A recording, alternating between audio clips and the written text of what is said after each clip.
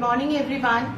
आज हम आपको मिलवाने जा रहे हैं आदित्य व्यास से, जिनका सिलेक्शन इस बार जुडिशरी में 47th रैंक पे हुआ है। तो बहुत बहुत कंग्रेचुलेशंस आपको आदित्य। और आदित्य अपने बारे में आपको परिचय देंगे और साथ साथ आपको बताएंगे कि इन्होंने अपनी सफलता की यात्रा किस तरह पूरी की। Thank you ma'am. मैम मैंने अपना लॉ किया ARG एनुअल पटियाला से, NLU पटियाला से 2022 में लॉ पूरा किया। उसके बाद LLM किया यहाँ से doctor Ambedkar BR Ambedkar law university Jaipur से। और 23 के बाद फिर RJS की वैकेंसी आई और उसके बाद 2024 में प्रिपरेशन के साथ साथ मैंने अपना RJS क्रैक कर लिया। छोटी सी यही फर्स्ट अटेम्प्ट में आपने क्लियर किया है? जी मैम। तो आपने तैयारी किस समय शुरू कर दी थी जुडिशरी की? तैयारी मैम मैंने इफेक्टिवली 2022 से करी, लॉ खत्म हुआ उसके बाद। बट अपने लॉ स्कूल में ही मैंने ये ध्यान रखा कि बस नोट्स बनाते रहूं, मेन सब्जेक्ट जैसे CPC CRPC इनके नोट्स बनते रहे, ताकि वो at the end of the day compile ना हो जाए काम की। ये भी एडिशनली पूरा एक बर्डन आ जाएगा, नहीं तो कि नोट्स बनाने हैं। तो उस हिसाब से वो पहले कर लिया था और फिर या मतलब पर्पस स्पेसिफिक पढ़ाई करी कि क्या आगे एग्जाम्स आ रहे हैं। तो आपने जुडिशरी में जाने का एम आपने पहले ही तय कर लिया था कि आपको इस फील्ड में जाना है, तो आपने इसकी तैयारी जो है वो पहले से लॉ करते करते ही शुरू कर दी थी। तो किन किन बातों पे आपने फोकस किया, कितना टाइम आपने स्टडी को दिया, सेल्फ स्टडी की या कोचिंग किया, क्या चीज को आप इम्पोर्टेंट मानते हैं? मैम सबसे पहले तो मैंने यही ध्यान दिया कि जो मेजर सब्जेक्ट्स हैं जैसे CPC CRPC evidence IPC and constitution also, तो ये 5 सब्जेक्ट पे खास फोकस करा कि इनका आपके बेसिक्स क्लियर हो। एटलीस्ट लॉ स्कूल में यही बेसिक्स क्लियर हो जाए इन 5 सब्जेक्ट, क्योंकि माइनर सब्जेक्ट तो आप 2 महीने देंगे तब भी हो जाएगा एक बार ढंग से। तो मेन 5 सब्जेक्ट पे फोकस करके इन सब्जेक्ट्स के कॉन्सेप्ट्स क्लियर करें और उसके बाद फिर सब्जेक्ट स्पेसिफिक मैंने पढ़ाई शुरू कर दी। स्टार्टिंग में मेरा यूपी जुडिशरी आ गया था 2022 एंड के आसपास, कॉलेज खत्म होते। तो फिर वो एकदम से तो एग्जाम स्पेसिफिक ही पढ़ाई शुरू हो गई, तो वही एग्जाम दिया। उसके बाद फिर मैंने ये ध्यान रखा कि खास लाइव लॉ पे बहुत फोकस किया। लाइव लॉ के जैसे वीकली कंपाइलेशन आते हैं, तो वीकली कंपाइलेशन के नोट्स बनाते रहा। और तो उससे ये हुआ कि जो इम्पोर्टेंट प्रोविजन है मेजर सब्जेक्ट्स के, वो भी कवर होते गए साथ साथ और वो दिमाग में बैठते भी गए। जैसे अब सेक्शन 319 CRPC 313 CRPC, अब वो रेगुलर अगर सामने आएगा तो वो दिमाग में बैठ जाएगा कि यही चीज। तो वो कंटिन्यूसली चलता रहा। और फिर जब RJS आया तो फिर मैंने आपकी प्रज्ञा से टेस्ट सीरीज ली, तो वो टेस्ट सीरीज की हेल्प से राइटिंग प्रैक्टिस भी हो गई। और फिर राइटिंग प्रैक्टिस के बाद फिर यहाँ पे मेंस हो गया था, तो उसके बाद फिर इंटरव्यू की तैयारी करी। और बाकी खास तो सेल्फ स्टडी करी एंड टेस्ट सीरीज मैंने यहाँ से ली, ताकि राइटिंग प्रैक्टिस के साथ फीडबैक भी मिल जाए। तो फीडबैक के साथ आपका सारे एरर्स ठीक होते रहते हैं। तो आधे आधे मार्क की लड़ाई में ये चीज बहुत इंपॉर्टेंट हो जाती है कि हम ये खास ध्यान रखें गलतियां कम से कम। तो हाँ, यही खास तरीके है। सेल्फ स्टडी या फिर कोचिंग जो भी अपन करते हैं, उसके साथ साथ अपन अपना इवैल्यूएशन करने के लिए टेस्ट सीरीज जो है वो उसका इम्पोर्टेंट मानते हैं। बिल्कुल हम भी ऐसे ही मानते हैं कि टेस्ट सीरीज का बहुत एक रोल होता है। सबसे पहली बात तो अपनी कंसेप्ट क्लैरिटी और अपनी तैयारी, और उसके बाद इवैल्यूएशन, ताकि हम एग्जाम के लिए पूरी तरह तैयार हो जाए। तो अब जैसे जो लॉ की तैयारी है, क्या उसके साथ साथ आपने लैंग्वेज पेपर्स और GK इन सब पे भी क्या साथ साथ ध्यान दिया था? मैम लॉ के साथ साथ लैंग्वेज पे मैंने इस तरह फोकस किया कि एक तो न्यूज़पेपर्स पढ़ते रहा मैं। मतलब आप Indian express, the Hindu English के लिए पढ़ लीजिए, और अगर राजस्थान से ही तो राजस्थान पत्रिका, दैनिक भास्कर, जैसा भी कोई भी न्यूज़पेपर आता है, एक न्यूज़पेपर आप उठाएं और एडिटोरियल्स पढ़ते चले। तो एक बार आप ब्रीफ में भी एडिटोरियल्स पढ़ते चलेंगे तो वो वर्ड्स पकड़ में आने लगता है, अच्छे वर्ड्स क्या है। खासकर जैसे सपोज मैं इंग्लिश मीडियम में हूँ तो मुझे हिंदी में अच्छे वर्ड्स ढूंढने में दिक्कत होती है, तो वो एडिटोरियल्स पढ़ के हिंदी इंप्रूव करी। और फिर उसके साथ साथ लैंग्वेज पे एडिटोरियल्स में इंग्लिश में सेम वे में काम किया। और उसके अलावा एक चीज जरूर मैं करता था कि कोई भी इंस्टीट्यूट के, जैसे UPSC के बहुत सारे इंस्टीट्यूट चलते हैं, तो उसमें कोई भी इंस्टीट्यूट के आप GK के कंपाइलेशन आते हैं, मंथली GK या ईयरली GK के।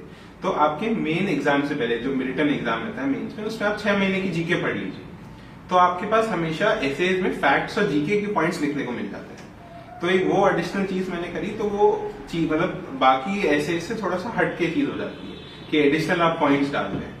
तो वो एक एडिशनल चीज करता था लैंग्वेज के साथ। और बाकी हिंदी और इंग्लिश के MCQ जो आते हैं प्री में, तो हिंदी के लिए मैंने अलग अलग बुक्स रेफर करी। एक सोलंकी की आती है, एक आदित्य पब्लिकेशन है यूपी के, तो वो है, और एक हमारी वो मेजर किताब है राघव प्रकाश की, तो राघव प्रकाश की हिंदी से। तो ऐसे हिंदी मेरी थोड़ी कमजोर थी और खासकर ग्रामर वाला पोर्शन, तो मैंने सोचा जितनी मल्टीपल बुक से कर सकूं तो वही बेटर है ताकि गलतियां कम हो, तो वो ध्यान दिया। और इंग्लिश पे आप कोई भी एक बुक पकड़ ले, इंग्लिश इज इजी है या जैसा भी आपकी कंफर्ट के हिसाब से, तो उस हिसाब से फिर लैंग्वेज की तैयारी करें। लेकिन ये साथ साथ थोड़ा आप करें तो बेटर है, क्योंकि अगर आप पूरा लॉ के करते जाएंगे तो जैसे अभी भी हमने देखा इंग्लिश हिंदी में थोड़े भी मार्क्स अगर और कम होते तो सिलेक्शन सबका अड़ जाता। तो इसलिए हालांकि कुछ सर्टेनिटी नहीं है कि कितने आएंगे रिटर्न में एसेज में मार्क्स, लेकिन उनकी वैल्यू तभी पता लगती है जब फाइनल मार्क्स दिखते हैं कि हाँ यहाँ पे 4-5 नंबर भी अगर कम होते हैं रिटर्न में, तो वो लॉ में आप कितना भी कर लो, आप लॉ में सबके एवरेज से मार्किंग हो जाती है। आप डिफरेंस जो ला सकते हैं वो लैंग्वेज पेपर से लाते हैं, तो वो इम्पोर्टेंस तो है। आपको क्या लगता है कि जो अपन तैयारी करते हैं, ये जो हमने गोल बनाया और उस गोल को अचीव करने के लिए अपन जिस तरह से तैयारी करते हैं, तो वो एक कमरे में बंद होकर 24 में से हमें 14 घंटे 18 घंटे पढ़ना, वो वाला थीम, या फिर हर चीज चलेगी, थोड़ी थोड़ी मस्ती, थोड़ा थोड़ा फैमिली के साथ एंजॉयमेंट, और फिर पढ़ाई का शेड्यूल, सब चीज का इम्पोर्टेंस है। आपने किस तरह तैयारी की? मैम मेरा सिंपल मोटिव यही था कि जितनी भी देर हम पढ़े तो उतना एफिशिएंट आउटपुट निकलना चाहिए। तो मेरा ऐसा तो नहीं होता था कि मैं 10-10 घंटे पढ़ूं, क्योंकि वो पढ़ता भी नहीं था, कहना भी गलत है। तो 7-8 घंटे हाँ रेगुलर रहता था कि इतना कंसिस्टेंटली हो जाए। ऑब्वियसली कुछ दिन होंगे जब नहीं भी होगा, किसी भी काम से आप बाहर जा रहे हैं या कुछ और है, तो लेकिन 7-8 घंटे पढ़े। लेकिन साथ साथ आप एक ना एक एक्टिविटी ऐसी रखें जो आपको एकदम डिटैच कर दे पढ़ाई से। जैसे मेरा शाम को रहता था कि मैं खेलने जाऊंगा या किसी से मिलने जाऊंगा, तो 1 घंटा कम से कम आप बाहर का रखें, तो वो एकदम जब पूरा डिटैचमेंट होगा पढ़ाई से, तब चीजें रिकलेक्ट भी होंगी, मेमोरी भी इंप्रूव होगी। तो एक वो चीज ध्यान रखता। बाकी हाँ 7 to 8 आवर्स आप कोशिश करें कि एवरेज निकालें, और कोई भी पेपर एकदम से नहीं आएगा। जैसे अभी आरजे सब हुआ है तो एटलीस्ट 6-7 मंथ अब नहीं आता दिखता पेपर, तो आपके पास अभी टाइम है, तो आप अभी से पढ़े। पेपर आने का इंतजार नहीं करना मत कीजिए, क्योंकि पेपर आने पे फिर टाइम कम रहता है। जैसे इस बार भी आरजेएस में 6 मंथ्स में तो पूरा पेपर ही कंप्लीट हो गया था। नोटिफिकेशन से 7 मंथ्स ले लीजिए, नोटिफिकेशन से रिजल्ट 7 मंथ्स में हो गया। आप 7 मंथ्स में आप सोचे कि तैयारी शुरू करें, तो फिर वो लेट हो जाता है। तो जैसे अभी है तो अभी से ही आप रेगुलर करें। जैसे लाइव लॉ वाली एक इम्पोर्टेंट चीज मैंने करी, वो मुझे बाकी सब्जेक्ट में भी बहुत हेल्प करी, बाकी स्टेट्स के लिए। जैसे मैंने दिल्ली भी दिया था, तो अब दिल्ली के लिए दिल्ली में जैसे कई वो लाइव लॉ के केसेस उठा के डायरेक्ट उन्हीं पे एप्लीकेशन बेस्ड बना देते हैं, तो आपका कंटिन्यूअस एक अंडरस्टैंडिंग इंप्रूव होती जाएगी। तो वो आपको हर स्टेट में हेल्प करती है। जरूरी नहीं है कि अब राजस्थान अब क्या पता कब आए, हमें सर्टेनिटी तो इसकी है नहीं। तो इस वजह से हमें जनरल तैयारी जरूर कंटिन्यू रखनी चाहिए, और वही 7 to 8 आवर्स आप कंटिन्यू करें तो वो अच्छा। बिल्कुल, this was the key point जो कि आप सभी को ध्यान देना चाहिए, क्योंकि सभी स्टूडेंट्स का इन जनरल क्वेश्चन क्या होता है, वैकेंसी कब आ रही है, तैयारी अभी शुरू करें नहीं करें।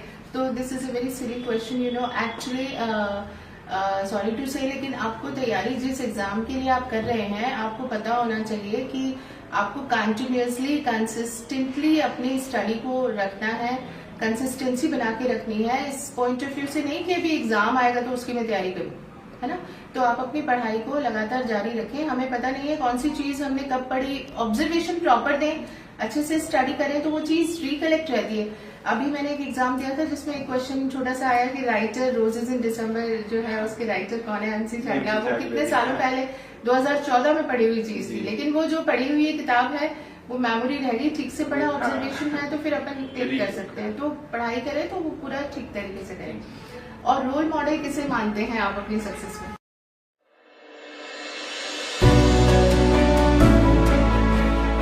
मॉडल अपने पेरेंट्स और अपनी फैमिली को इन एंटायरिटी मानता हूँ, क्योंकि एक एनवायरनमेंट और वर्क एथिक देख के आपको लगता है कि आप उस तरह काम करेंगे तो आपके फ्रूटफुल होगी लाइफ।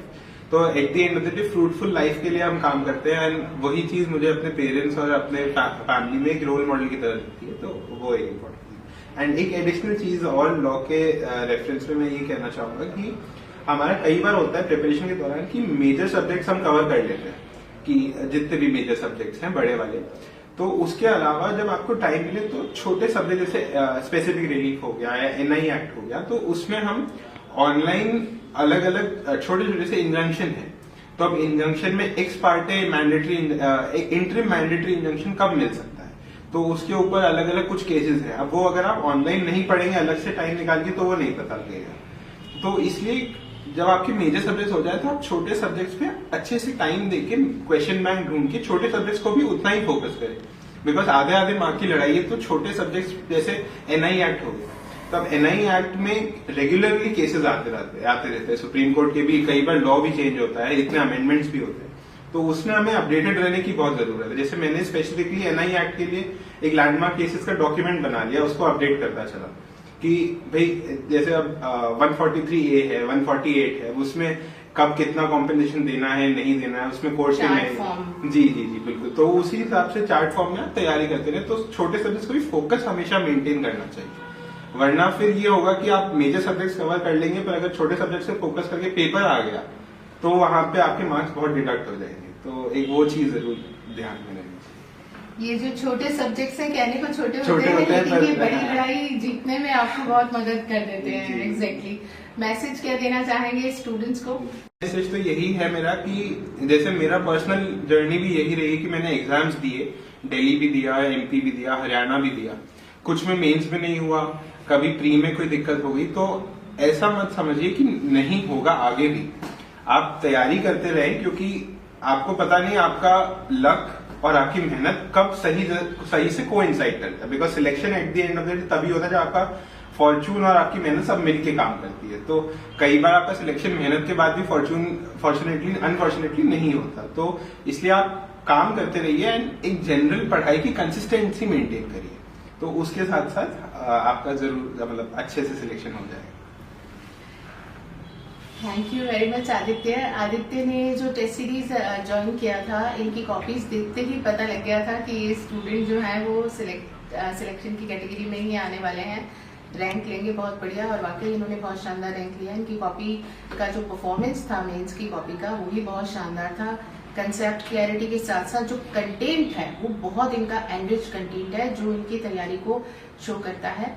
और मैं ये मान के चलती हूँ कि हम सभी ये मान के चलते हैं कि जो सिलेक्शन आपका हुआ है इसके पीछे केवल आपकी मेहनत नहीं, आपके पूरे परिवार का पूरा साथ है, एक एनवायरनमेंट है। तो आदित्य को, उनके पेरेंट्स को हम प्रज्ञा फैमिली की तरफ से बहुत बहुत सारे कंग्रेचुलेशन, शुभकामनाएं।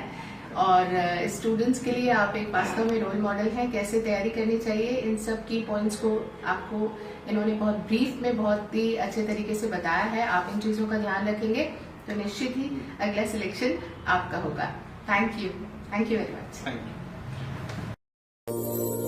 भीड़ चाल ना चल बंदे, तू अपनी राह बना ले, जो तू दिल से चाहता है तो मेहनत से पाले।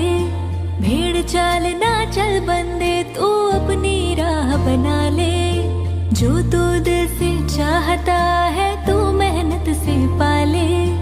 आज अंधेरी रात है, कल तेरा सवेरा आएगा, खुदा का ये वादा है, तू मेहनत का फल